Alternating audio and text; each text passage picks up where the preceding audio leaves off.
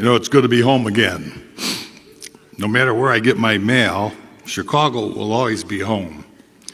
University of Illinois will always be home. You know, I turned 75 this year. Jesus. Still excited about new experiences and challenges, but 75 is a good milestone for pausing, for looking back at past adventures, how they came about, what they meant. Whenever I let my mind travel back in time, the roads so often lead me home to the University of Illinois. It seems as if every major theme of my life can somehow be traced to its beginnings to the Fighting Illini. Coming out of Chicago Vocational High School, I was presented with many choices of where to go to college. Some took it for granted that this devout Catholic family would rather naturally prefer Notre Dame, and they certainly wanted me. But in recruiting me, Illinois and Coach Bill Taylor didn't just speak to me as a football player. They showed me a genuine concern about me as a person, about my future, and at the top of the list, concerned about my young bride. Yes, mine was one of those stories about marrying your high school sweetheart. And Illinois helped that couple get off to a good start. Good start. Jesus. Must have been, because it's been 54 years that Ellen and I have been happily together. And I'm here with two of our three children, my sons Rick and Matt. I also have a couple of brothers. I'm the youngest of 9, and we don't have to go into all the detail of all the nieces, nephews, and cousins. Coach Pete Elliott, the athletic department, and the university made sure I received a good education. People always react to me as if all I ever did was play football. Well, my NFL career only lasted 9 years because of injuries. I have not spent the following 43 years looking at old game films. No, the University of Illinois prepared me for what has been an interesting and rewarding life. But even my career playing professional football might not have happened were it not for two gentlemen who preceded me at Illinois. George Ellis was enshrined last year in the university's Engineering Hall of Fame. Now that seemed an appropriate place for the man who invented one of America's most popular institutions, the National Football League. As an engineering student, Coach Ellis must have had taken some tough math classes. His skill with numbers explains how he managed to keep the league and the Chicago Bears alive during those early lean years when income never equaled expenses. Engineer George Ellis always figured out a way to bridge the gap, keep it all from crumbling.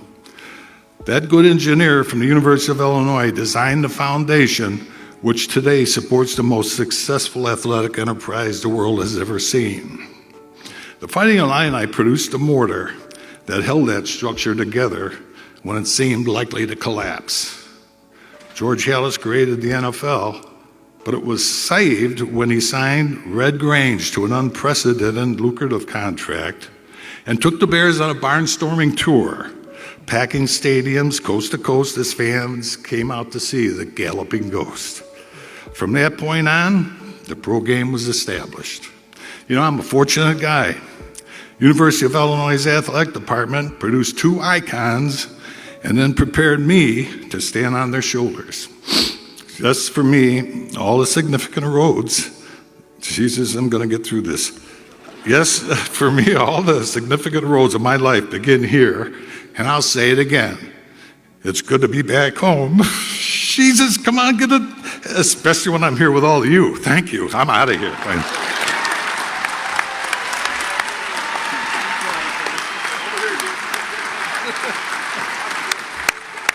Well, it's a very humbling experience, to tell you the truth. I didn't come here to play and get a statue, after I was done. But so it's very humbling, and I just in my comments, I'm going to mention a few things about that teammates should be involved in this and be thought of also when they look at the statue. So it's a humbling deal. What else, the hell can you say? It's usually for some dead people, but it's pretty nice. Good. All right. Did you play, when the sculptor decides to do this, how did you play a role in that, and what was that like? Well, I really made it tough for George. I really didn't, I really wasn't for it. I mean, how could I, insist on anything? He did an excellent job. I mean, I helped him a little bit, but not much. He did it all on his own and did all the research, and it's amazing what they have to do to make these statues as far as getting it authentic looking. I mean, he's asking me, do I have my shoulder pads? And, well, shit, the shoulder pads are under the jersey. What difference? I mean, no, I don't have them. Because the funny thing is, it's not funny, I wore my Illinois helmet for the first year or two with the Bears, and I wore those shoulder pads, which Paul Shady here, the equipment guy, designed, and I wore them till they literally rotted, I think the first 4 years with the Bears. So naturally I didn't have any of that stuff left over. So he did his own research, and he did a great job with Grange, and I'm sure he did a great job with mine. How has the game changed since you played until what it is now? Well, I don't know. It's just with all the rule changes, it's changed the game. They like to see offense, and although they threw the ball a fair amount of times when I was playing, when you had guys like Bart Starr and Unitas, Tarkington and all that, but it just seems now it's more emphasized on the offense. And with the change of rules, it's, I guess they like to see 59 to 58 games versus, 10 to 9 or something. I don't know. I just, I have a tough time watching it, to tell you the truth, with the antics. It seems like a me world out there on the field like it is in America. It's all about me. So I think they're losing what the hell the game's about. It's a team sport, not individuals. And, in the old days when you would, jump up and do a cartwheel after you made a tackle and you're losing 48 to nothing, you would be taken care of by your own. No one's going to be showing you up. But, of course, it's different now. It's a business, and, they got to tend to their business. So more power to them, I guess. What does the University of Illinois in Champaign mean to you? Well,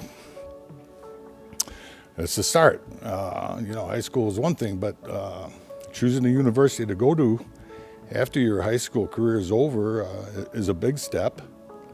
And I guess I made a good step, and I guess I can thank Coach Bill Taylor for that, for recruiting me here. It's not only just the university and the coaches that you're involved with. It seems like you get involved with the people of Champaign and Urbana. Met some wonderful people,